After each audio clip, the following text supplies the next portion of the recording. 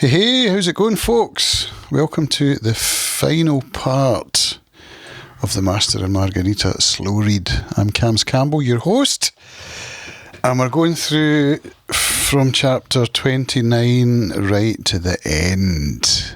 It's a bit sad, isn't it?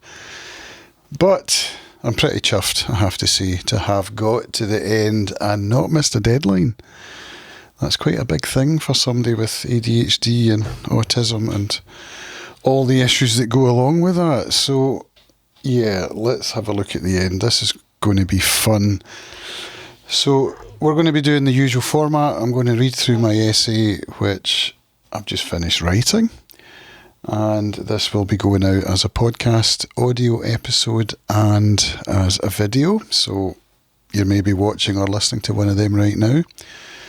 The post will have numerous images which I've got from bulgakovart.com. I highly recommend that you visit that site, look through some of the amazing artwork that has been produced on the back of this novel, because it's an incredibly rich novel for illustration and some of them are just incredible.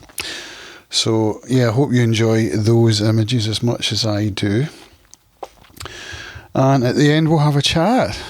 I don't know what it's going to be. I've got some ideas, but yeah, I'm quite pleased with where my writing went this time around. I got a bit existential at the end and went into some of my own thoughts and compared it to my favourite fantasy series. So stay tuned to hear more about that.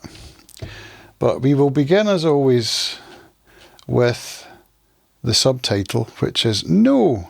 It's the devil knows what. The devil. So, quite appropriate.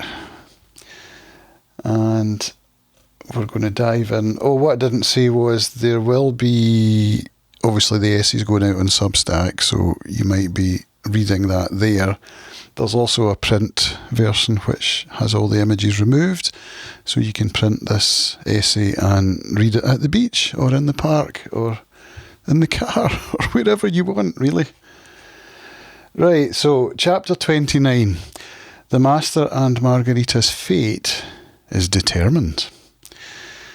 At sunset, high above the city, on the stone terrace of one of the most beautiful buildings in Moscow, built about 150 years before, there were two figures, Voland and Azazello. The building referenced is the Pashkov House, built by Vasily Ivanovich Bazhenov in 1784 to 86. I've got an image here of it, which is quite a beautiful building. And it's now part of the Russian State Library. So there you go. Voland and Azazello are discussing Moscow. Azazello remarks that he prefers Rome. Griboyedov is burning and they can see the smoke. They correctly assume this means Koroviev and Behemoth have been there. Remember in the previous episode? I've got an image here of Voland at Pashkov House by artist Vyacheslav Zhelvakov. As they watch the sunset, a black bearded man appears from behind a wall of the round tower. It's Levi Matthew. He doesn't wish Voland well. He doesn't wish Voland well, prompting Voland to reply, quote, "You pronounced your words as if you don't acknowledge shadows or evil either. Would you be so kind as to give a little thought to the question of what that good of yours would do if evil did not exist? And how the earth would look if shadows were to disappear from it? After all, shadows come from objects and people. There's the shadow from my sword. But shadows can come from trees and from other living things. Do you want to strip the whole earth bare, removing from it all the trees and everything that's alive because of your fantasy of enjoying naked light? You're stupid." End quote. And we've got an image here of Levi Matthew standing on the balcony by, again, artist Vyacheslav Zhelvakov. Levi Matthew states that he sent him, meaning Yeshua, and that he requests that Voland take the Master with him and reward him with peace. Voland asks why they don't take him in themselves into the light. Quote, "He has not merited light, he has merited peace," Levi pronounced in a sad voice. We've got an image here of icon-like Matthew Levi as he appears before Voland. Both have halos above their heads, but there is a nuance. And this is from artist Vladislav Pantelkin. Levi Matthew also asks that, quote, "the one who loved and suffered for him also," end quote, be taken along. He disappears, whereupon Voland orders Azazello to fly to them and arrange everything. Azazello vanishes and Koroviev and Behemoth appear.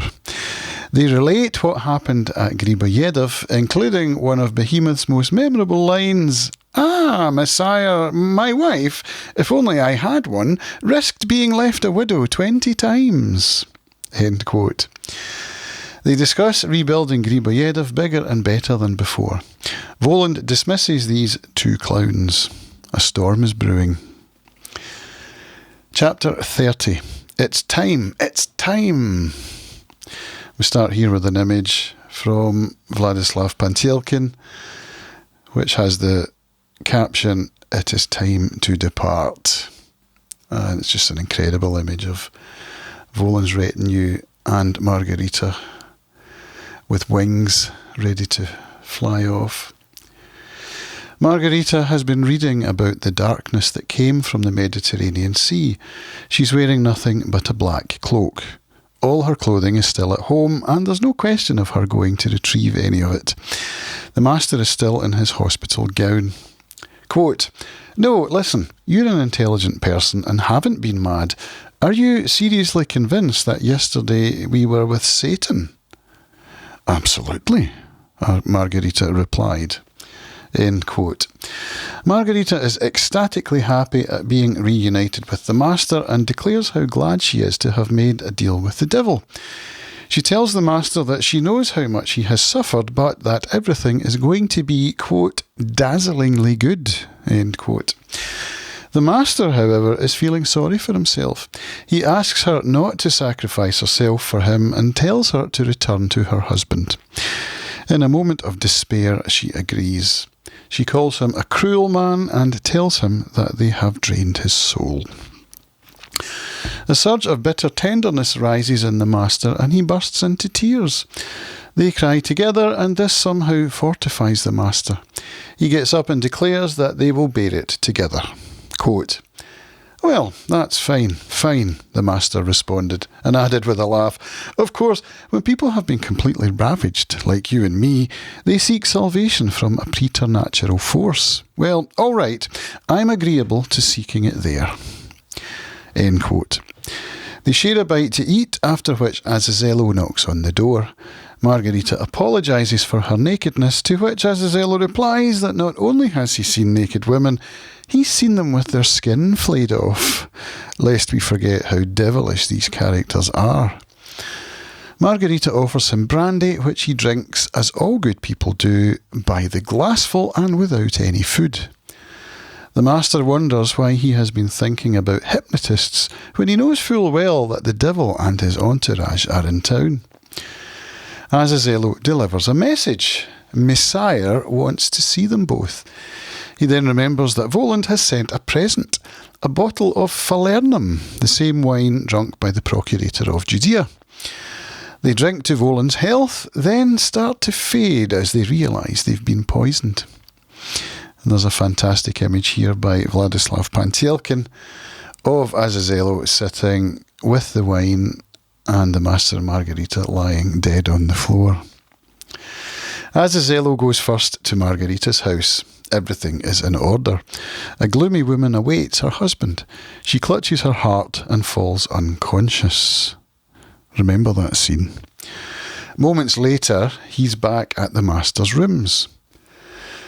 Margarita's dead face changes in front of his eyes. She loses her temporary witch's squint. He pours a drop of the same wine into her mouth, reviving her, then does the same for the master. Azazello tells them to say goodbye to the basement flat. It's time to go. The master is dismayed, thinking that they are both now dead. Quote, "Oh, for pity's sake," replied Azazello, "is it you I'm hearing? Your girl calls you the master, doesn't she? And you're thinking, aren't you, so how can you be dead? In order to consider yourself alive, is it really absolutely essential to be sitting in a basement wearing a shirt and hospital long johns? It's ridiculous." End quote. According to the footnote in the Applin translation, the line about thinking echoes philosopher René Descartes, 1596 to 1650. I think, therefore I am. Whether that was Bulgakov's intention, it sounds exactly like something Azazello would say. Quote, "Only the novel," she cried to the master. "Take the novel with you wherever you fly." "There's no need," replied the master. "I remember it by heart." "But will you not forget a word? Not a word of it?" asked Margarita, pressing up against her lover and wiping away the blood on his badly cut temple. "Don't worry, I shall never forget anything now," he replied. End quote. A reminder, manuscripts don't burn. Azazello pulls a burning brand from the stove and sets the apartment on fire, including the manuscript. Quote, "Burn, burn, former life! Burn, suffering!" cried Margarita. End quote. They leave to find the cook sitting in the yard with potatoes and onions. 3 horses paw the earth in the storm, 1 for each of them. They fly off. The master asks to visit Stravinsky's clinic to say goodbye to Biesdomny. In room 117, Biesdomny greets him warmly. He's been waiting for him. Biesdomny repeats his vow to stop writing poetry. He wants to write something else. He asks if the master found his Margarita, and they are introduced. Quote, "What a beautiful woman," said Ivan, without envy, but with sadness and with a kind of quiet emotion. "Look how well it's turned out for you. But that's not how it is for me." Here he had a think and added pensively, "But then perhaps it is." End quote. Margarita kisses him and promises that all will be as it should be. They disappear into the storm. Biesdomny hears Praskovya Fyodorovna outside his room. She enters and informs him that his neighbour in room 118, the master, just died. Biesdomny knows this, just as he knows that a woman has also just died in the city. So remember that scene when Azazello goes to Margarita's house and sees a gloomy woman clutching her heart. So in real life, Margarita has died, just as the master has. Chapter 31, On the Sparrow Hills. Another image here from Vladislav Pantelkin, Farewell to Moscow on Sparrow Hills, which is Vorobyovoy Sparrow. And it's an incredible image. Sparrow Hills is on the high bank of the Moskva River in southwestern Moscow. Renamed Lenin Hills in 1935, it reverted to its original name in 1999. Bulgakov was writing The Master and Margarita when it still bore Lenin's name. A clear nose thumb at the authorities. I've got a map here that shows you exactly where Vorobyovoy Gory, Sparrow Hills, is in relation to Moscow, and there's a clickable link to take you to Google Maps. Volin stands on the hill with Koroviev and Behemoth. Azazello arrives with the Master and Margarita. The Master gazes over the city to say farewell. Behemoth asks permission to whistle to break the spell of sadness. Quote, "Oh, no, no, Messire," responded Margarita, sitting in the saddle like an Amazon with her arms akimbo and her sharp train hanging down to the ground. "Allow him, let him whistle. I'm gripped by sadness before the long journey. It's perfectly natural, isn't it? Messire, even when a person knows that at the end of the journey happiness awaits him, let him make us laugh, or else I'm afraid this will end in tears, and everything will be spoilt ahead of the journey." End quote. Behemoth whistles, birds scatter, hats fly from river boats. Koroviev congratulates Behemoth on his whistle, but calls it distinctly average, then goes on to produce a whistle of his own, with much greater effect. Chapter 32, Forgiveness and Eternal Refuge. So starting here with an piece of art from Vyacheslav Zhilvakov called The Last Flight. They fly over forests and meadows under a crimson moon. Under the crimson light, their true forms emerge. Koroviev becomes a lilac knight, Behemoth a jester, Azazello a steel-clad killer demon. The master's hair turns white and is braided. His boots sparkle with stars for spurs. Voland also appears in his true aspect, though he's not described. Quote, "And when the crimson full moon started out from behind the edge of a forest to meet them, all deceptions vanished. Sorceress impermanent clothing fell off into a marsh and was lost in mists." And there's a fantastic image by Vyacheslav Zhilvakov of Azazello on a black horse scaring the master's neighbour. That must be the cook sitting with the potatoes and the onions. They land on a rocky, joyless, flat summit bathed in green moonlight. A man sits in a heavy stone chair gazing at the moon. Beside him, also gazing at the moon, is a large dog. It's Pontius Pilate. Voland introduces the master, whose novel remains unfinished. Pilate has waited here for 2,000 years. This is Pilate's immortality, earned through cowardice. And there's an image here by Vyacheslav Zhilvakov, Pontius Pilate on a mountain plateau with his dog, gorgeous big Great Dane. Quote, "If it is true that cowardice is the gravest sin, then the dog is probably not guilty of it. Thunderstorms were the only thing the courageous dog feared. But still, the one who loves should share the lot of the one who is loved." How's that for a line? Another image here of Pilate with his dog sitting on the mountain with shades of Salvador Dali. And this one's by artist Olga Grablievskaya. Pilate longs to continue his unfinished conversation with Yeshua and walk with him along the moon's path. Margarita begs for his release, just as she once begged for mercy for Frida. Voland replies, quote, "Don't trouble yourself here. All will be right. The world is built on that basis." End quote. It's an interesting line from Voland, and it echoes Margarita's sentiment that all will be as it should later on.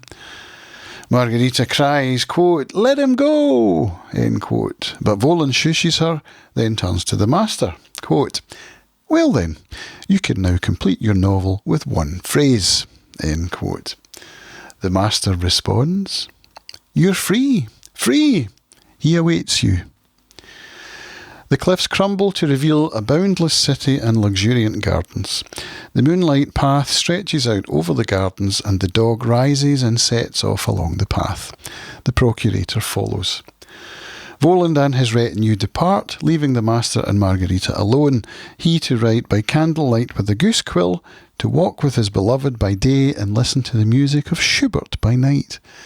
They walk together over a mossy bridge to their new house. It sounds idyllic. If that's heaven, I'm nearly there, although I would enjoy fewer chores and bills. So heaven is all the good bits minus the bad bits, and your loved ones by your side. I'll take it. Epilogue. Now that the main characters have departed, we return to Moscow. There are rumours, but they are, quote, "nauseating even to repeat," end quote. Many choose not to believe the whispers of unclean spirits, but a fact nonetheless remains, as they say, a fact, and brushing it aside without explanation is just not possible. Someone had visited the capital. Cultured people believe that it was all the work of a gang of hypnotists and ventriloquists. But how to explain away the evidence? The burned Griboyedov and the two dead participants, Berlioz and Baron Miguel, whose charred remains were found in flat 50 after the fire is extinguished. Black cats are rounded up in the city. Several arrests of citizens with names similar to Voland and his retinue are made. It's ascertained that Likhodiev hadn't been to Yalta at all. It was all a trick of Koroviev's. These hypnotists were clearly able to perform their craft over great distances. Quote, "Under these conditions, the criminals could drive people with the most stable psychological makeup out of their minds." End quote. We get a list of all the things that Koroviev, as the master hypnotist, had caused to happen, including the disappearance of Margarita and Natasha. Aplin points out via a footnote that this is a discrepancy that Bulgakov would certainly have fixed had he not died before finishing his edit of the novel. Remember that Bezdomny states at the end of chapter 30, after hearing that the master had died in the room next door, that he had had a premonition of not only his death, but also of a woman in Moscow. The same discrepancy applies in the paragraph that indicates the master was abducted from the clinic. We get a description of where all the secondary characters end up. Poor Andrei Fokic, the former barman of the Variety Theatre, ends up dying of liver cancer. Voland, it turns out, was right. Once we've learned where the secondary characters have ended up, we hear of Ivan Nikolaevich Poniryev. You may recall that name from chapter 1, but honestly, you may be forgiven if you've forgotten it. It was in the second paragraph. Quote, "The first was none other than Mikhail Alexandrovich Berlioz, the editor of a thick literary journal and chairman of the board of one of Moscow's biggest literary associations, known in abbreviation as Masolit, while his young companion was the poet Ivan Nikolaevich Poniryev, who wrote under the pseudonym Bezdomny. He's now a professor at the Institute of History and Philosophy. He shows up at Patriarch's Pond every year as the spring full moon arrives. He's recovered now, but has forgotten nothing. He walks along the Arbat towards Margarita's former residence and sees, sitting outside on the bench, Nikolai Ivanovich, the former flying pig. He's shaking his fist at the moon and pining after his Venus. Ivan goes home to sleep. His wife knows that he'll dream and is ready to administer a sedative to help him through his night. He dreams of Pilate and Yeshua as they walk along the path of moonlight, debating what they began in Yerushalayim. He sees the Master and Margarita in the torrent of moonlight. He reaches to the Master, whom he recognises from room 118, next to his room in the clinic, and asks him, quote, "So that was how it ended then?" "That was how it ended, my disciple," number 118 replies, and the woman comes up to Ivan and says, "Of course that was how. Everything ended and everything is ending. And I shall kiss you on the forehead, and everything will be as it should be for you." This is exactly what Margarita said to Ivan when she kissed him in the clinic. I like this line. It feels applicable at almost any point in life. It invokes the idea that we are not entirely in control, that we are simply living according to God's will. But if everything unfolds according to God's will, what does that make of Voland? Is he a participant in that will, its instrument, or something operating just beyond it? Fantasy versus realism. I've seen this novel classed as magical realism, but it could just as easily be read as fantasy, if not epic or high fantasy. My favourite fantasy series is Stephen Donaldson's Chronicles of Thomas Covenant. In that series, the main character fights his own inner despair as if it were an external enemy. There is also a creator, a godlike figure who appears from time to time with such pithy phrases as, "You will not fail, however he may assail you. There is also love in the world." Donaldson once explained that, quote, "Fantasy is a form of fiction in which the internal crises or conflicts or processes of the characters are dramatised as if they were external individuals or events. In realistic fiction, the characters are expressions of their world, whereas in fantasy, the world is an expression of the characters." End quote. In The Master and Margarita, Voland is not quite an external enemy in the way Lord Fowl is in Covenant. He is something more unsettling, an agent of chaos who restores balance. He exposes illusion, he pushes events toward their necessary conclusion. But that raises a paradox. If he is bringing things back into alignment, then alignment must exist. And if alignment exists, can anything truly go off the rails in the first place? Margarita's words imply that sometimes everything is not as it should be, which is itself a paradox. Thomas Covenant fights his enemy in a fantasy land known simply as the Land. He doesn't believe it's real, hence his epithet of the Unbeliever throughout the Chronicles. In the epilogue of the Master and Margarita, we learn that the Master died in room 118 and that Pies Domini almost certainly knew that a woman also died in the city, Margarita. These two characters are now ostensibly in a fantasy land and, while they were alive, were possibly inhabiting a delusion or a dream. But whose dream? And what of Volan's shenanigans? Are we dealing with mass hypnosis, or are we in a dreamscape of Pies Domini's? Is Pies Domini the narrator?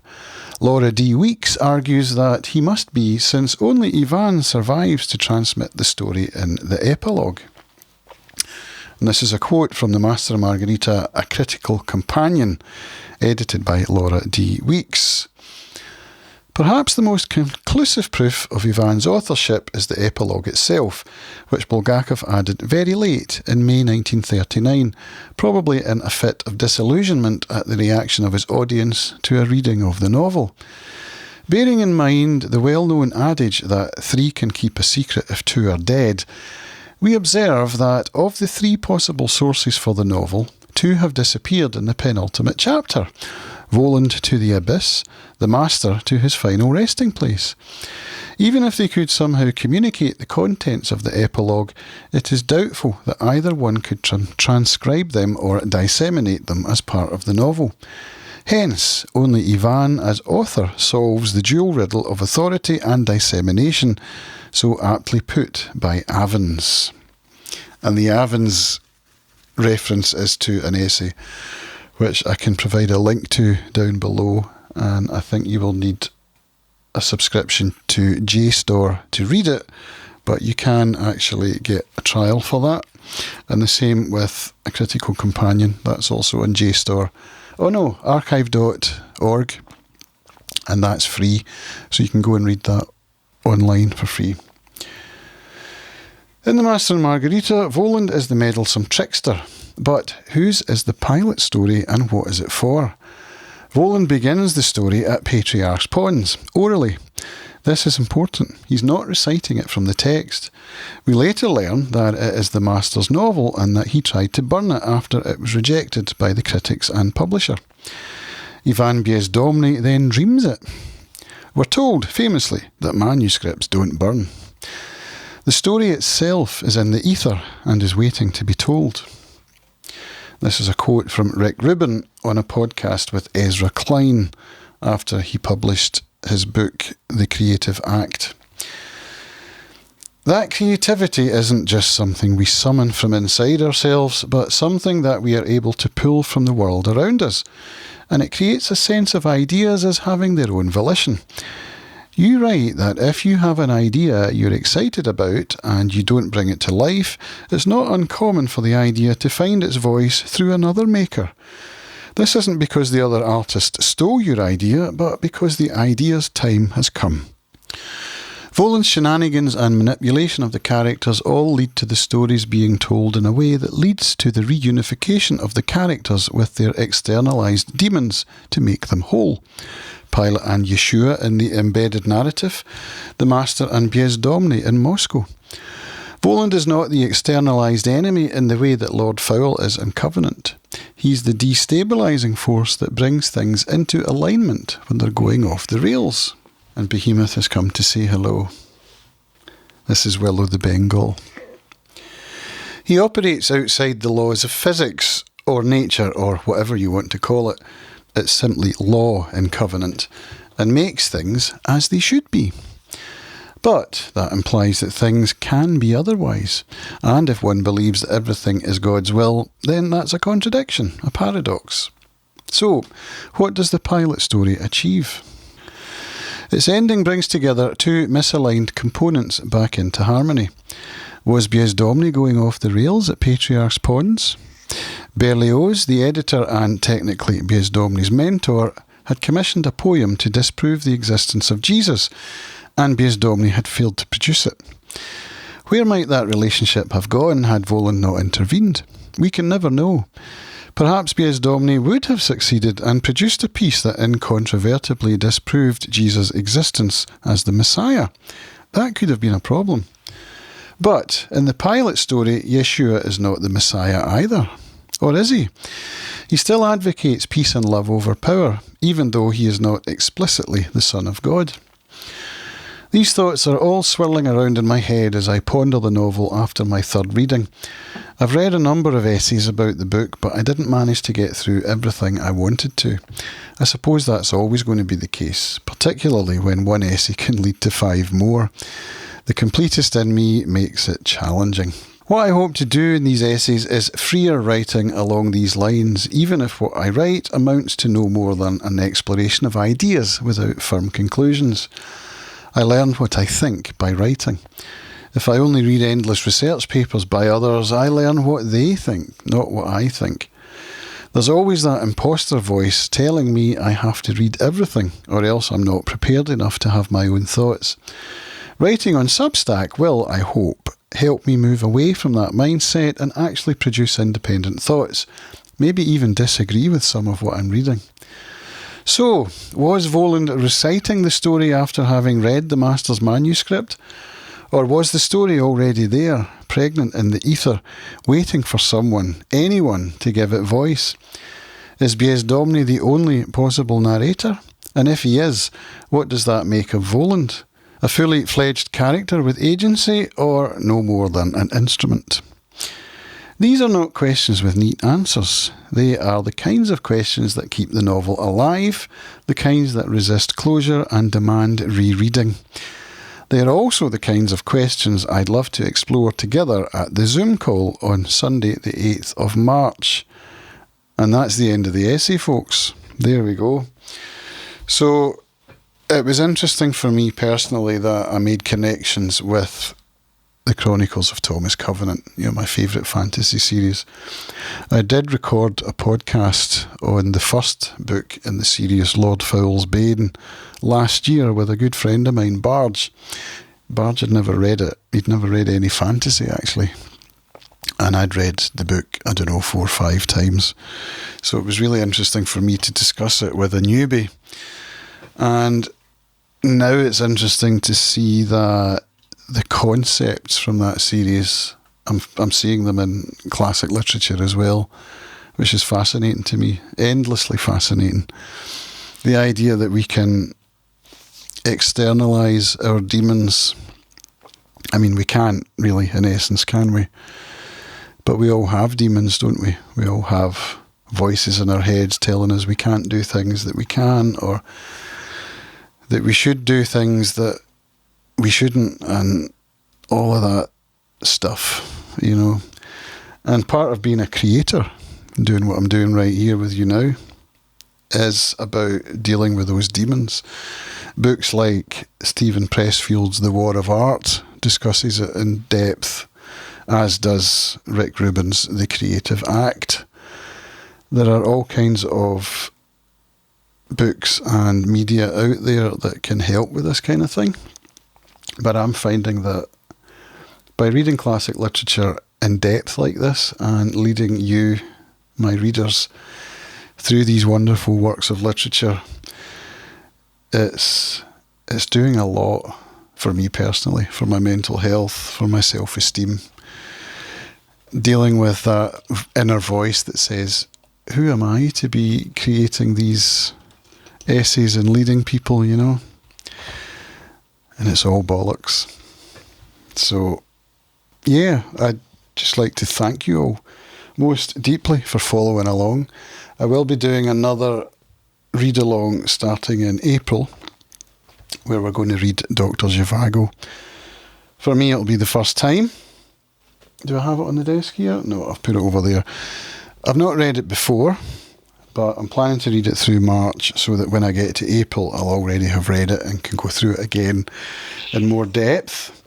What's really interesting is that yesterday I spotted a quote in the critical companion to the Master and Margarita that quoted the idea that Dr. Zhivago and the Master and Margarita have similarities. I'll see if I can find it. Hang on. It's on my Substack notes.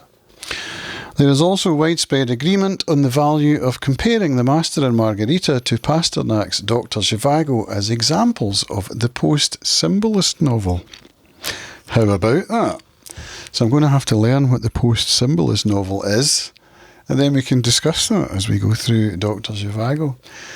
It's interesting that both novels were both 20th century classics, so it's really interesting to be going against the grain typically of what you see, or what I see anyway, on YouTube and on Substack of 19th century literature, you know, War and Peace, Crime and Punishment, Jane Austen, the Brontes, etc. 20th century literature and classics. These are very interesting for me, particularly because of Soviet history. You know, imagine trying to produce works of art under the Stalinist regime. Which is why Shostakovich is my favourite composer. He's, wow, just blows my mind, Shostakovich. So if you want to join me in the slow read of Dr. Zhivago, then subscribe to the Substack, and there's a little radio button in your settings that you'll have to set to on in order to receive the emails that will be coming for that slow read. If you're a paid subscriber on my Substack and you would like to join the discussion of the Master and Margarita in March, there's a link to that on the Substack below the paywall line, so that keeps it manageable. You know, we won't have hundreds of people, as if. But that's just a perk for paid subscribers. I quite like to keep that as a paid perk. So if you'd like to join that, you know what to do. And if you're struggling financially, then we can always discuss a comp. I can get you in somehow to get to that Zoom call if you have a burning desire to do so. So just send me an email or a DM on Substack. All right. So that's us. That's the end of the Master and Margarita. Perhaps I'll come back and do another one after I've finished reading the supplementary materials I have. I don't know. Or perhaps I'll just move on to Dr. Zhivago. Probably that. So I'll see some of you online in March. Otherwise, I'll catch you in April for Dr. Zhivago. Did I say we're reading it over 4 months? I don't remember, but we are. So it's going to be nice and slow from April through to the end of July. So nice and manageable. Gives you the chance to carry on with all the other reading that you might be doing or whatever else, you know. See you then. Cheers. Bye.